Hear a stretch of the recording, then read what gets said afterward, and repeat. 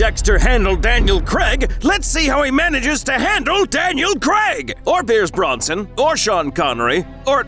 Hey, isn't that Dexter? Focused on only the murderer aspect of his victims, Dexter has no idea he has actually just killed an MI6 asset, a 00 agent no less. When DNA confirmation of their agent is found among the butcher victims, MI6 sends their very best, Agent 007, to get to Miami and figure out who has killed one of their assets and why. Though the Bay Harbor Butcher investigation is underway at Miami Metro, Bond is not part of it. And from here on, Bond's investigation into the Butcher more closely resemble Isaac Sirko's in Season 7 than it does Lundy or Dokes from Season 2. Bond does some preliminary investigation into the former 00 agent's contacts in the area to pretty much no success, because most of Dexter's victims don't really see him coming. But even if Bond doesn't have some kind of tracking device to follow like Sirko did with the bracelet Victor had in Season 7, Bond does have, let's just say, slightly better technology and intelligence at his disposal with MI6 than Miami Metro Homicide Department could ever dream of having. So Bond has some fancy technological advantage like recent satellite imaging to, at the very least, track the former 00 agent's last known location to the marina where Dexter's boat is located. It doesn't take much poking around the boat dock for Bond to find Dexter's boat, realizing he is the most likely candidate for the Butcher, and just like Ivan, sets up in Dexter's apartment and waits for him to come home. Unlike in Season 7, where Dexter is alone except for his son and babysitter, in Season 2, Deborah is currently living with Dexter. So it's entirely possible Dexter doesn't even notice something wrong about the apartment before entering, and this is Dexter's end right here. But Dexter is very perceptive and very cautious, so giving him the benefit of the doubt, we'll say Dexter notices something off in the apartment like he does with Sirko's break-in, and uses the same tactic with his answering machine to lure Bond away to a location Dexter can get his eyes on him and have a somewhat uncomfortable phone conversation. Like Sirko in the original, Bond is mildly impressed. Dexter and Bond have a short exchange over the phone where they exchange both information and threats, and then the hunt is back on. Unlike with Isaac Sirko, however, Dexter has absolutely no idea who Bond is, and Bond probably doesn't tell Dexter he's working for MI6 over the phone. So Dexter's on especially high alert and prepares the same or similar trap for Bond as he does for Isaac